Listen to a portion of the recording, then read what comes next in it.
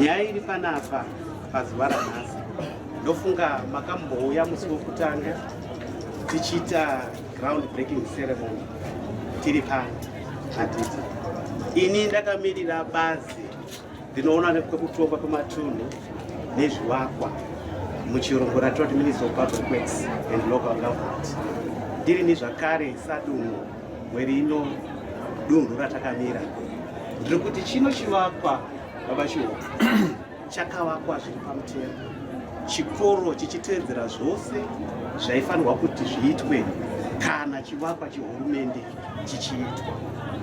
Pane zvino zvivakwa baba komishina chiwo nyaya iri kunakidza ndeyekuti pavhurwa imwe chapter yanga isipo yekuti tiwane nzvimbo yekuti vana vadzidze. Zvivakwa zvinoizva sezvakataura baba chiwo kuvakwa kwachakaitwa nhasi ndozuva ratakaona isu nenyanzvi dzandinofamba nadzo pakuongorora kuti chivakwa chavakwa zvakanaka here, zvinodikanwa nehurumende here, zvose zvateedzerwa here. Kana ndichireva nyanzvi ndiri kureva kuti ndinofamba nemaengineers ese erudzi rwose vanoita irori basa, kunyange hangu ini ndiri sadunhu, asi zvimwe zvacho tinoita kuti semafambiro anoita hurumende tinoita maziso akawanda anoona kuti basa riite sei rifambe zvakanaka. Saka pano baba komishina chiwo nhasi muri kuuya kuzofunga chino chikuru, pane mabhuku kana kuti dzimba mbiri dzapera dzekudzidzira. Kana tiri kutarisa padzimba idzi dzapera, imba imwe ine mikaha kana kuti mikana miviri kureva kuti mune madzimba mbiri dzekudzidzira vana. Imba imwe yoga yekudzidzira vana kana tichiitarisira isu takabatana neveeducation takaona kuti imba 1 yekudzidzira inokwanisa kupinda vana vanokwana kuita 40 kureva kuti 40 ndivo vanokwanira kudzidzira mupi muimba iyo. Takatasira nedzimba dzedu idzi baba komishina chiwo, imba yedu yoga yoga takaona kuti zvakakodzera kuti ive inokwanisa kuti ive inopinda mhepo yakafanira. Muchaona kuti ine mafafitera akati wandei yekuti kunyange vana kana vakagara vanokwanisa kufurwa nemhepo, kunyange mudzidzisi haakwanisi kutsva arimo, anodzidzisamo imomo akaita sei akafara. Izvozvo zvakare mafafitera aya mukayatarira ose anovhurika kuti mhepo iite sei inyatsopinda. Takatarisa dzimba dzedu izvo zvakare muchaona kuti kare taive negoni rimwe chete, asi nekufamba kwenguva takaongorora isu kuti aiwa hazvina kunaka kuti imba yekudzidzira ive negoni rimwe chete. Saka muchaona kuti imba yega yoga ine magoni maviri. Magoni maviri aya anoitira kuti zvive nyore kunyange pakada kuitika tsaona mukati memba imo vachidzidzira vanowana pekubuda napo pakati wandei. Kunyange zvakare nekuda kuti magoni maviri mhepo inopinda zvakare mukati memba iyoyi zvakanaka. Mukatarira patakamira panapa baba komishina chiwo muri kuona pane zvimidhuri izvi zvakangoita zvimastepisho.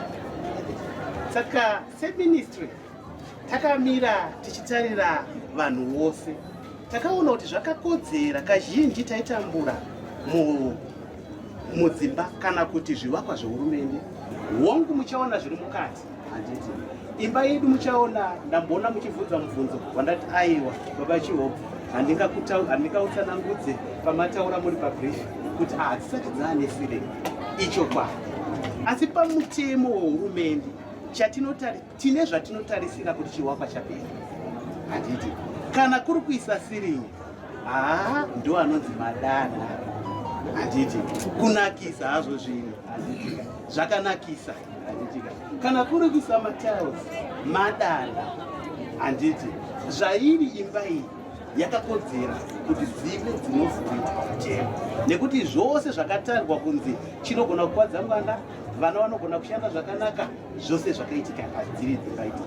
Saka pari zvinezvo pachichioko tinoda kuti tingosvika patichaita zviri pamutemo, kuti mugone kusvika pamuchavhura dzimba idzi zviri pamutemo, nekuti isu seministry takaona kuti dzakakodzera kuti dzishandisiwe. Seministry chatinotarisira kuti imba ipere dzimba idzi, baba komishina Chihobvu, regai ndibhupe kamwe kanorwa. Kana takatarisira mari yaifanirwa kushandiswa kuvaka imba iyi, dzimba idzi dzaifanirwa kuvakwa imba yoga imwe chete, estimated cost yayo inokwana kuita 55,000. Ndo mari inofanira kushandiswa kuvaka imba yakaita polisi. Asi chandinakidza pano, dzimba idzi nekuda kwekuti imi komishina Chihobvu nebasa ramunoita rehabilitation, dzimba idzi hadzina kusvika pamari iyo. Dzimba idzi kana dziri dzekudzidzira dzakasvika pamari inokwana kuita 38,000 nechidimbu, kureva kuti mari iya yaifanirwa kuti ibhadharwe vanoshanda ndo yakavharika, kureva kuti chikoro chakarerukirwa nekuda kweprogramu kana kuti nebasa ramuri kuita. Saka pano patoratidza mucherechedzo webasa renyu ramuri kuita, baba komishina Chihobvu. Saka inini ndakamira pano, regai nditi baba komishina Chihobvu, musvike pamuchavhura dzimba idzodzi dzekudzidzira zviri pamutemo. Magwaro randakupaira makabatai, muri kuona magwaro matatu, roga roga riri kuratidza imba yoga kuti yakapera. Handiti changosara kana ndakabata irori gwaro, baba komishina Chihobvu, kureva kuti irori pandaitaura neschool development committee ndichoti basa maita henyu rakanaka, nyika inovakwa nevene vayo, zvamapedza kuvaka ndakudawo gwaro ramuchandipa zvakare rekutarira kuti imi makaita basa here muchibatsirana nesi nehurumende, chivakwa ichi chakuenda mumaoko ehurumende. Muchaona kuti mushure mekanguva kaduku chiringe chaane zita chachivakwa chehurumende. Saka baba komishina Chihobvu, ndinoda kuti musvike pamuchavhura nzvimbo ino zviri pamutemo.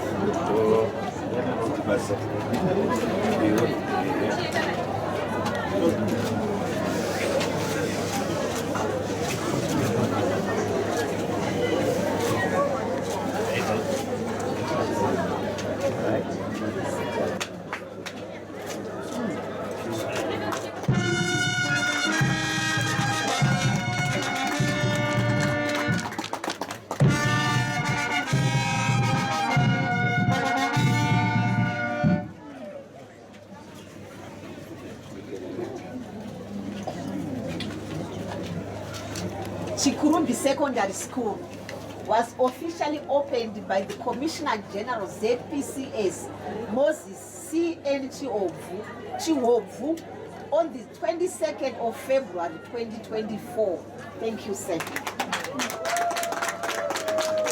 Regai ndikumbira zvakare komishina, musvike pamuchavhura magoni iyaya zviri pamutemo.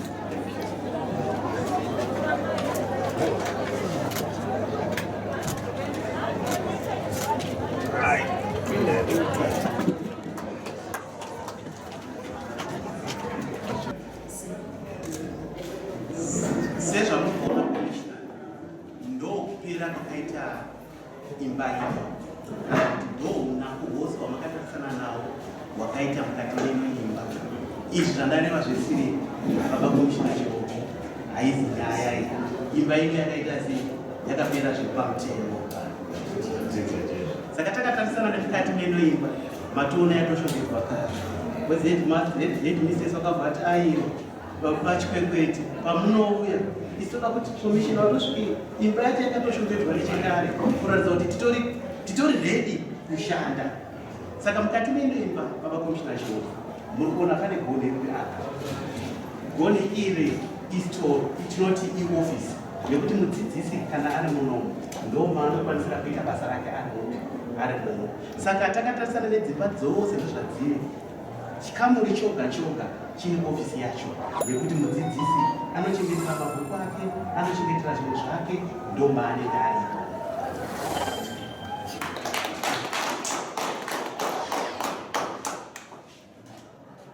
Taigona kuti tinosvika kunoone kana muchitendera munoone imwe imba yacho yepamberi.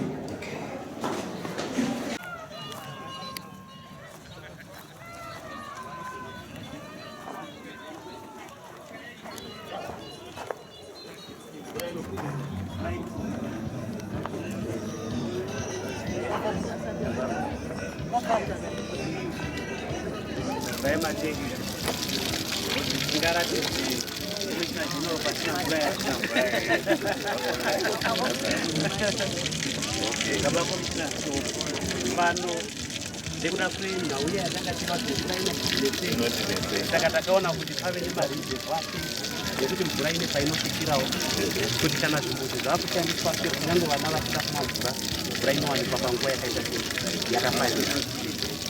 Takuona tine matengeti aya 20,000 lita duze nezvimbuzi.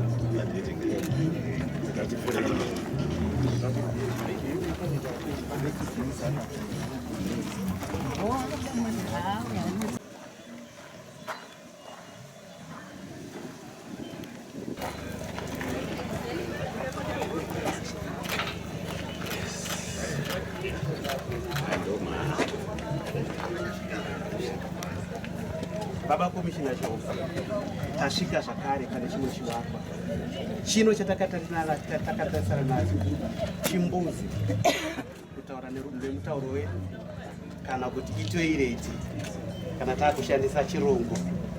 Baba komishina chiuvu chivakwa chino chamakatarisana nacho chimbuzi chichashandiswa navana vose. Chine mativi maviri, rimwe tivi rinoshandiswa navasikana, rumwe rutivi runoshandiswa nevanakomana. Takatarisana nechino chimbuzi baba komishina chiuvu, kana isusu takaongorora takaona kuti zviri pamurawo chimbuzi ichi chinokwanisa kushandiswa navana vanokwana 250 ndo vanokwanisa kushandisa chimbuzi ichi pasina tsaona, zvose zvakaringana. Saka nyanzvi dzeutano takabatana nadzo, neve education takabatana nawo, ndo zvatakaongorora kuti chimbuzi kana takachitochitarira vana 250 vanochishandisa pasina kana tsaona, pasina kana chinowadisturba ipapo. Saka regai nditi zvakare ndofunga zvimwe ndo zvandatsanangura muri kuona patakamira pano kuti munhu wose anokwanisa kuti apinde mukati imomo.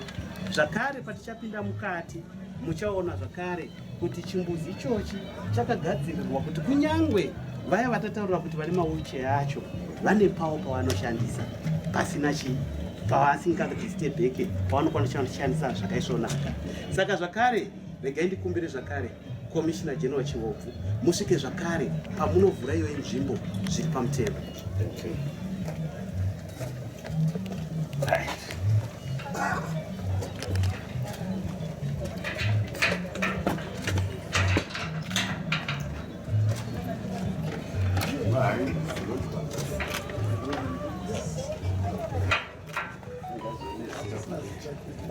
Taro vedu maoko.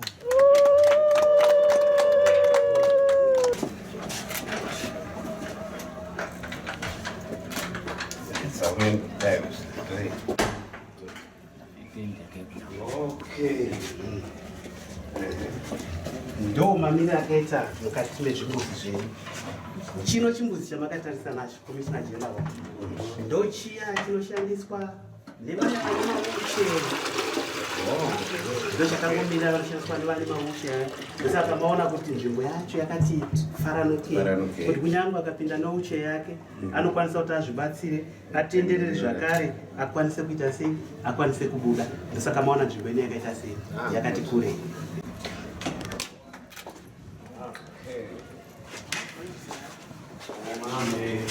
Munodhinewa nakomana ndochibudzi chinofanana nakomana chekugezera maoko sezvamuri kuona mari kana munhu akuda zvakaichi anokwanisa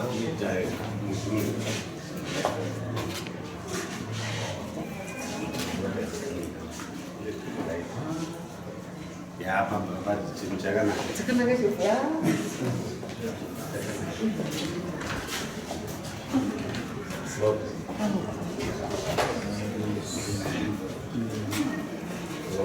Yasiyana neyo.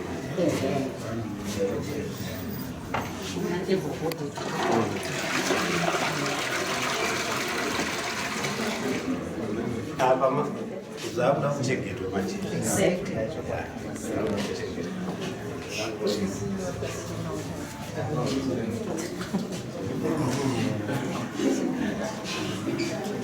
Saka panofunga nekufamba kwenguva urinary yakaitwa ndaitaura naheti ndichiti nekufamba kwenguva tinogona kuwedzera imwe panaka chidese panaka.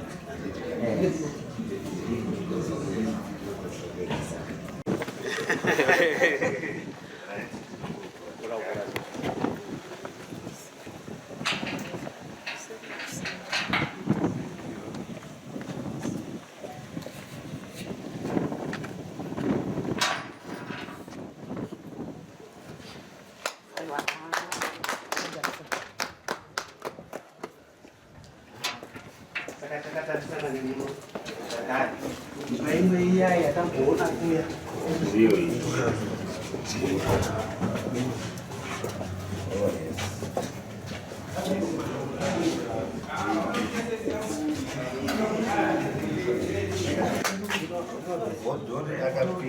Akapinda bhodhi iri richamira rakadai naro dambudziko nawo zvairi kuti vacharigadzira pazoiswa mataura saka ikwanise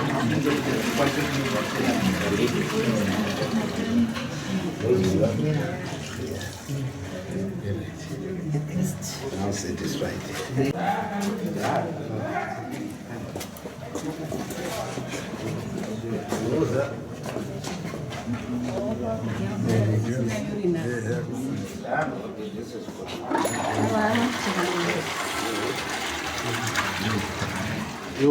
Iwo wega wacha vanofana kuchenesa. 1,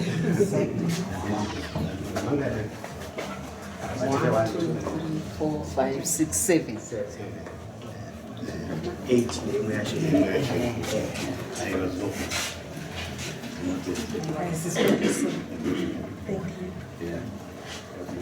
Baba Commissioner Show. Ini ndo basa rangu nhasi ranandapiwa kuti ndiite. Lewa tinotenda chaizvo. Great kupfurire mberi tichiona kuti ndezvizvo.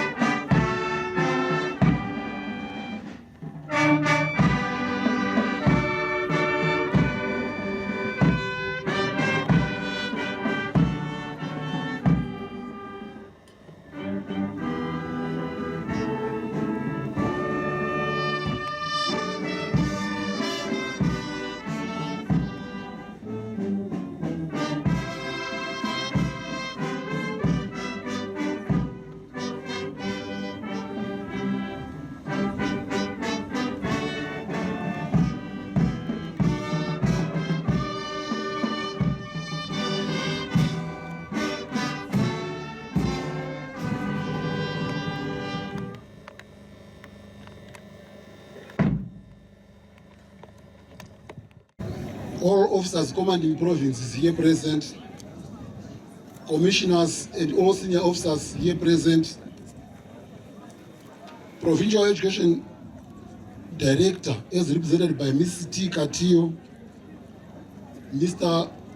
E.S. Chikwekwete, the District Public Works Officer, Harare Province, Mr. J. Moyo, Chairperson of the ZPCS Formal Schools Association, Mr. Chiangwa, District Schools Inspector, Epworth Tafara Mabuku District, the Headmaster, Tafara 1 High School, and all school heads who might be here present, all SDC members here present, all our stakeholders here present, the media fraternity, parents, guardians, school children, ladies and gentlemen.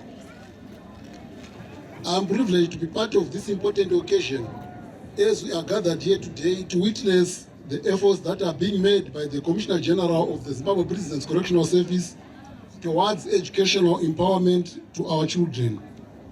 Such efforts are indeed appreciated. Today, my task is a very simple one, which is to introduce our esteemed guest of honor. However, before I invite him to give his keynote address, allow me to say a few words in respect of this important person.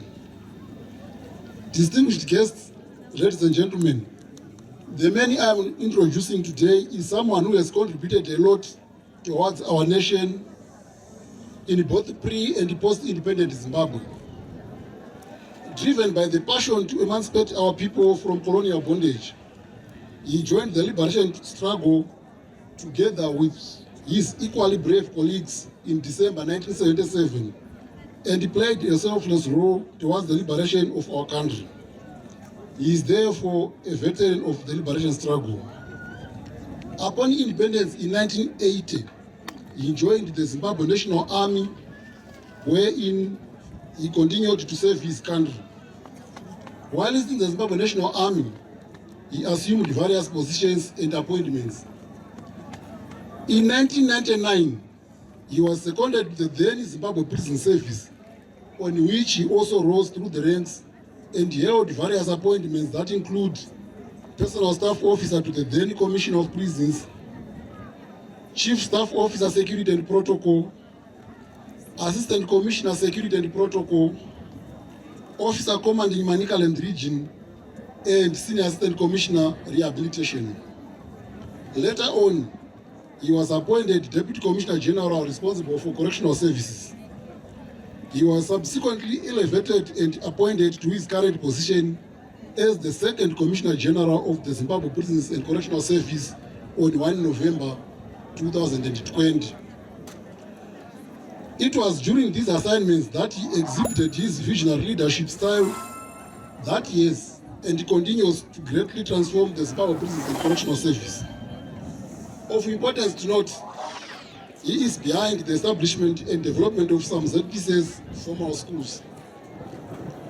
Our guest of honor has also demonstrated his determination to upgrade himself professionally, in that he is a holder of a diploma in marketing, a Bachelor of Science honors degree in management, as well as a master's degree in strategic management. Currently, he is pursuing a doctorate in strategic management.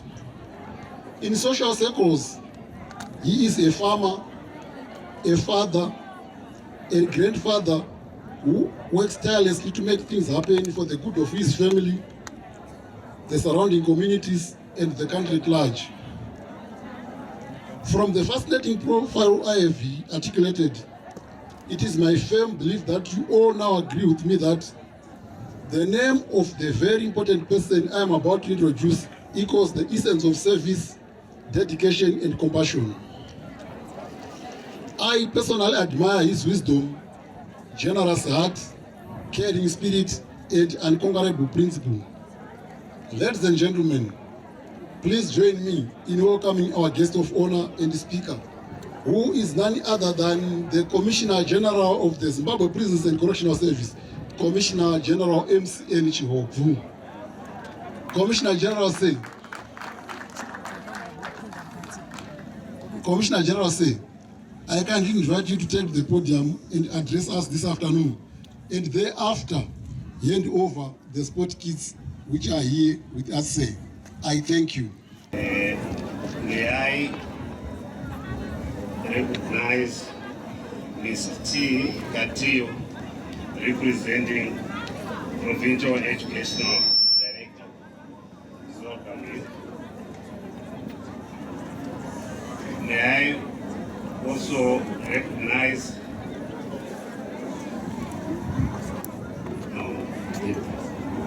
Ms. Chikurubi, the District Public Works Officer, I also recognize all officers commanding provinces who are here, the officer commanding Harare, Manicaland, Midlands, Mashonaland, Central, and all senior officers from the national headquarters, officers from Chikurubi complex, and the community. May I also recognize the Inspector Edward Tafarama District, Mr. Chiangwa, all school heads here present,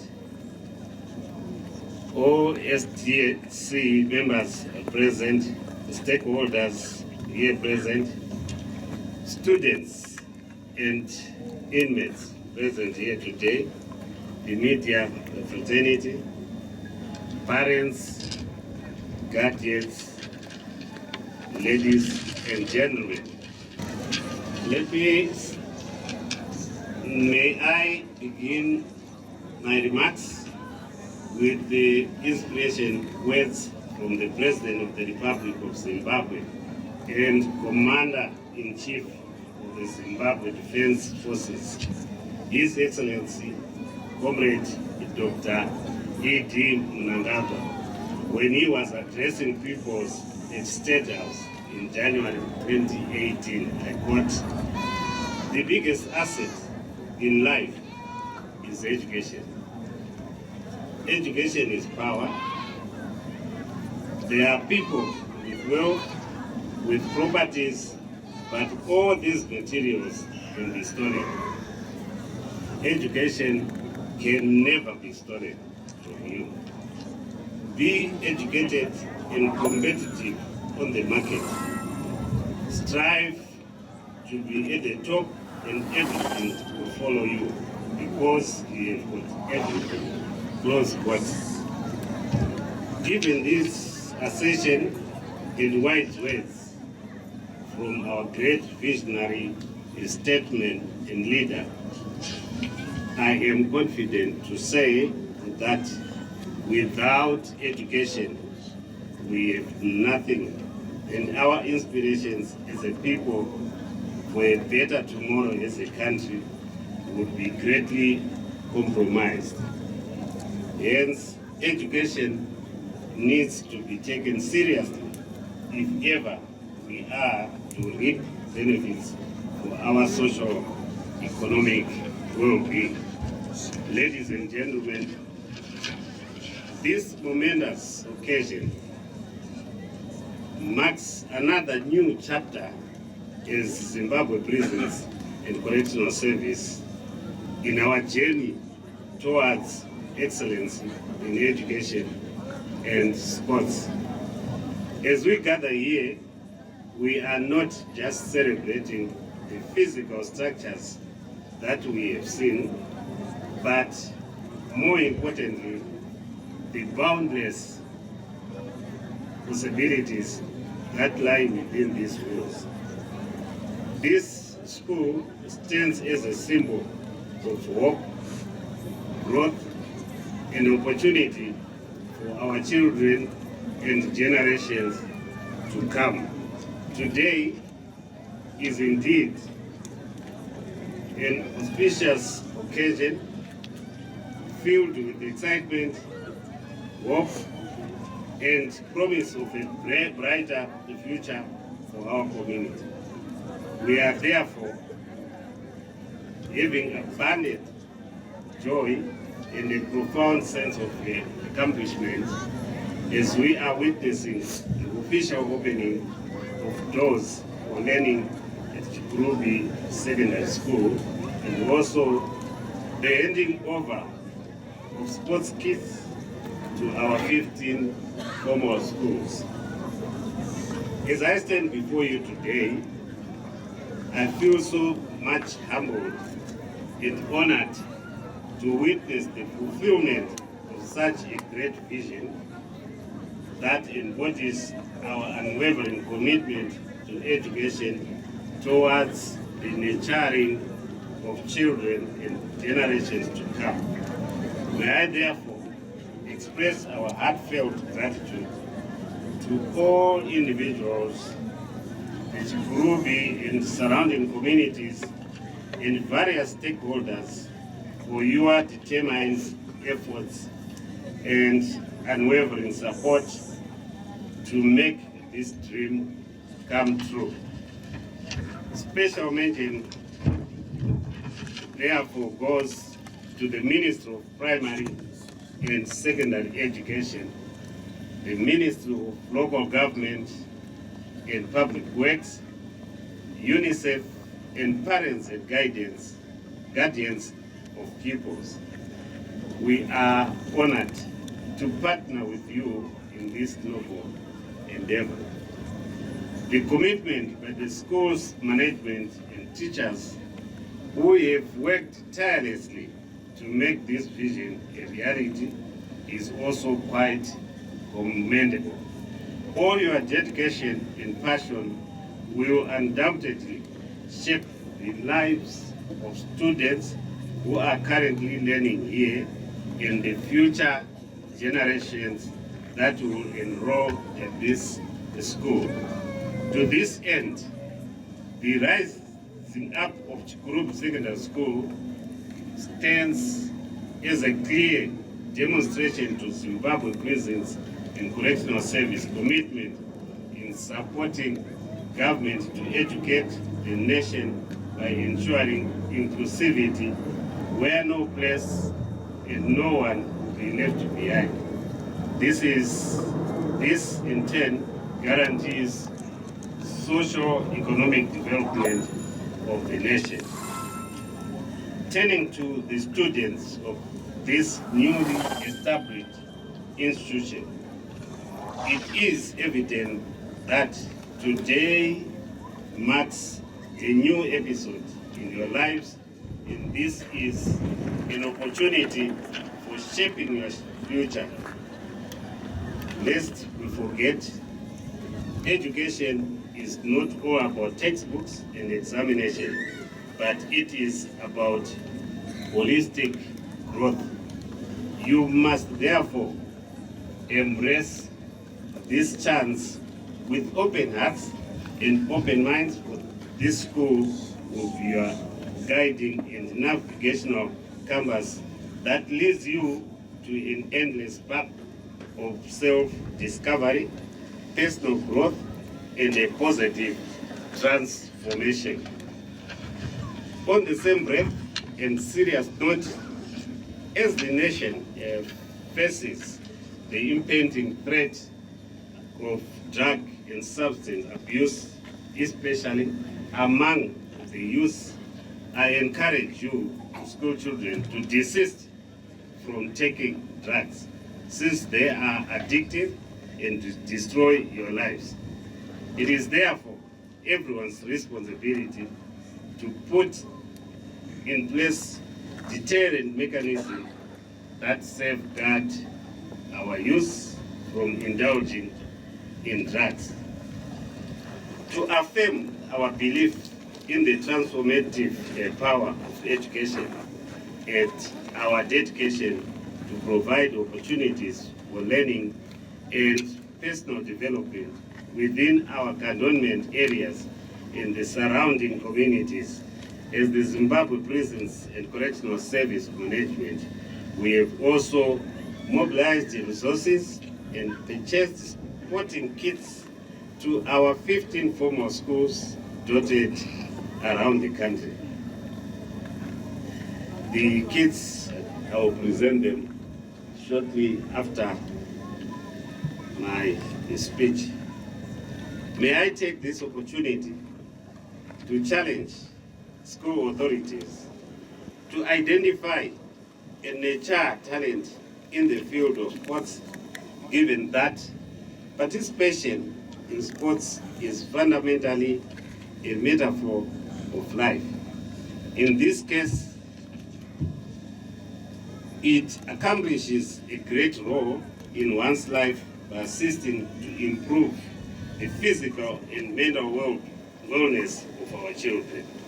Remember that some prominent sporting persons in the country have earned, and others are still earning, a lucrative living through serious participation in various sporting activities at national, regional, continental, and international levels. Having said that, I can safely say that the positive efforts that you demonstrated as a community in constructing this school supports the vision of our President, His Excellency, Comrade Dr. M. Nangagwa, to transform our country for the better. He is always on call that nyika inovakwa nevene vayo ilize lakiwa ngavagazi valo, brick by brick and stone upon stone will achieve this goal. I would want to say to the community of Chikurubi, we have got a number of provinces who are now building schools, and the building is being done by the parents themselves. So I would also want to encourage the officers commanding here to continue to mobilize resources, encourage the parents to make sure that they participate in the building of the schools. Schools belong to us, and our children are the very people who attend to this school. Yes, I know the government will chip in, but for us, we have to start. Because I know the government's resources are stretched. If we wait for our turn, then it will take years before we get to the school. So I would want to encourage the community, the officers commanding, wherever you come from, to make sure that you start building schools in our cantonment areas. We have got the ground and we have got the teachers, as you rightly say, it's the representative from education. You see, every time we do our recruitment, all those teachers who are not being employed are coming to prison. Some of them, these are the teachers which we now have. And, we have got a lot of teachers, of which we can also assist the Ministry of Education if we have got any problems. It is undeniable that the success of Chikurubi Secondary School and all other schools rely on collaborations and support of the community at large. May I therefore, at this juncture, call upon the community, business world, and individuals to continue supporting the development of this institution in the other 14 schools around the country. Most of these schools require additional classroom blocks, laboratories, administration blocks, and other various facilities. Your support, whether through building materials, mentorship programs, scholarships, or any other forms of educational support, will make a substantial difference in the lives of our students. In the long run, it contributes to the development of our motherland. As we recognize the importance of parental involvement, it is also through collaboration between schools and families that we can truly bring out the best in our students. May I therefore call upon parents, guardians, and community members to actively participate in our children's education journey through providing necessary insights, support, and guidelines. Ladies and gentlemen, we are a united and dedicated team who strives for quality despite all odds. Let us therefore celebrate this milestone as a commissioning of hope, opportunity, and transformation. We need to continue working together and united in our commitment to education development in order to create a brighter future for all. May Chikurubi Secondary School be a beacon of light, illuminating the past to a better tomorrow. And may the power of education guide our journey towards a more inclusive and compassionate society. I know ndandechiteerera zvachitaura vana vachiti ndinodzidza pachikurubi ndizobude kwasungwa nezvimwe zvese zvakadaro. I know zvinoitika nekuti pamaschools ese mazhinji awakwa vazhinji vacho vaiti prisons hakuna chikoro chinoita. Not kuti the community was the first to say so, it was the officers themselves. Nekuti maofficers ipapo anonge asingadi kuparticipate pakuwaka chikoro, pfungwa dzavo ane chikoro chekuti government is going to assist us. Saka they go around saying kujeri hakuiti hakuna chikoro chinobuda ikoko. Asi pandaona zvikoro zvedu zvese zvatawaka zvatakarekota pa 15 of them ndiwo wapa mberi nekubudisa mari dzavo dzakanaka, and waya wanga wachimboramba waya wachiti hakuiti ndiwo wakunetsa manje kuti vanoda kuwana nzvimbo pachikoro icho. So we are serious panyaya yeeducation. We must make sure kuti tagadzira chikoro zvedu and zvikoro zvedu zvaperforma to the required standard. Ndinofunga naiyo ndichangoramba ndichingotaura nezvazvo. Handiti manzwa Mr. Moyo ndimi muna muchitaura nemaheadmaster nechi, ndinongoramba chingouya tichiuya tinokusapota handiti. In conclusion, allow me also to borrow inspiring words from the former and late Secretary General of United Nations, Kofi Annan, who once said, and I quote, "Knowledge is power. Information is liberating.